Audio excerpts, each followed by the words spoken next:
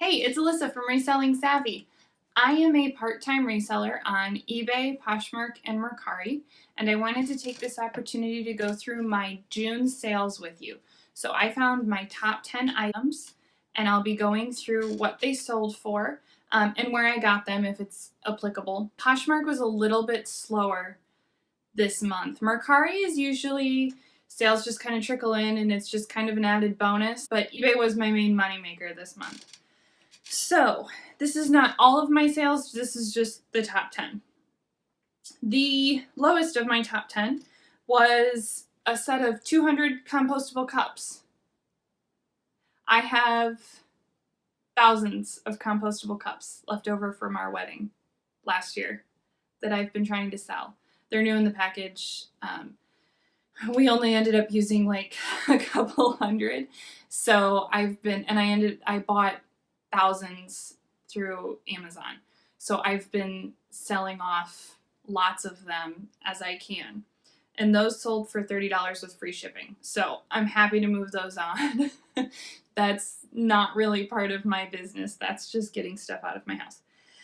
The next item was a black Sangria wrap dress. And this was part of my plus size haul that I got off of Mercari. It was a new with tags mystery box that I purchased. This dress sold for $30 plus shipping. That sold on Poshmark. And that was a real quick sale. Next was my set of 2 Pampered Chef Tortilla Bowls. They're ceramic molds that you put a tortilla into and then bake, and it turns it into like a taco shell. Those sold for $35 with free shipping almost immediately. That was another one from a thrift haul a couple of months ago. After that was a pair of Echo sandals from that same thrift haul. Those sold for $32 plus shipping on eBay. Real quick, they weren't in as good of condition as I originally thought, but they still sold for a good amount of money. After that was a pair of Kendra Scott earrings that I purchased from Platos Closet. Those were another quick sale. I probably took a lower offer than I should have on these, but it was kind of early and I just took it, I think, without really thinking. But they sold for $40 plus shipping, which I think I charged $5 shipping on those. And that was not enough shipping, I don't believe, because I think I sent them priority, even though they were light with the insurance. But if I didn't send, I don't remember, if I didn't send them priority, then I sent them first class in a box and then paid extra for insurance because they were a little bit more expensive item and I was afraid they'd get damaged or lost in the mail or something. So I probably should have held out for a little bit more on those, but yeah, whatever. After that was a Shefit Sports Bra. That was from my ThredUp haul a couple of months ago. That sold immediately for $45 with free shipping on Mercari. That was immediate. I think I had it listed for $50 and somebody offered me $45 the day I listed it. So that gathered a lot of attention. I would love to find that brand again. Next was a pair of Free People bell-bottom jeans that I got from Plato's Closet as well. Those sold for $55 with free shipping. That was another really quick sale. I got a lot of attention on those. And those sold on Mercari too. So that was 2 back-to-back Mercari sales. Next was a pair of Tory Burch heeled sandals. They were wedges. Those were a Plato's Closet find too. Those sold for $80 with free shipping, and that was an offer on eBay. So they got a whole lot more attention on Mercari and eBay than they did on Poshmark, which I found interesting.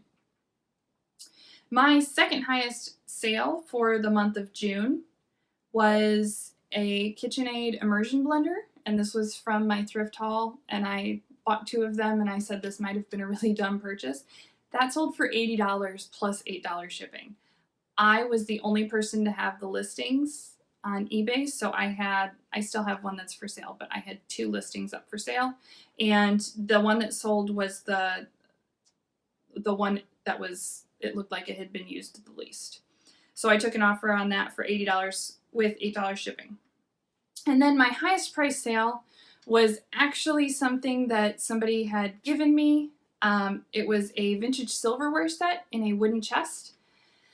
I see these at thrift stores from time to time, but I never pick them up. They usually want a lot of money for them. I don't want to go through all of the pieces and count and make sure everything's there. It took me probably an hour or two to list and package this thing. It was monstrous. It was 20 or 30 pounds. I wrapped everything in bubble wrap. I counted all of the pieces. This one was sort of unique because it came with a matching carving set, which I think is what drove the price a little bit.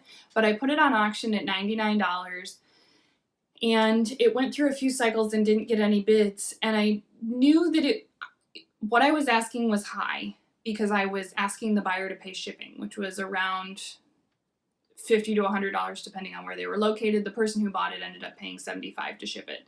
And I had best offer on, but I was intending higher offers. So it says best offer, but I really was looking for better offer if somebody wanted to try to end the auction early.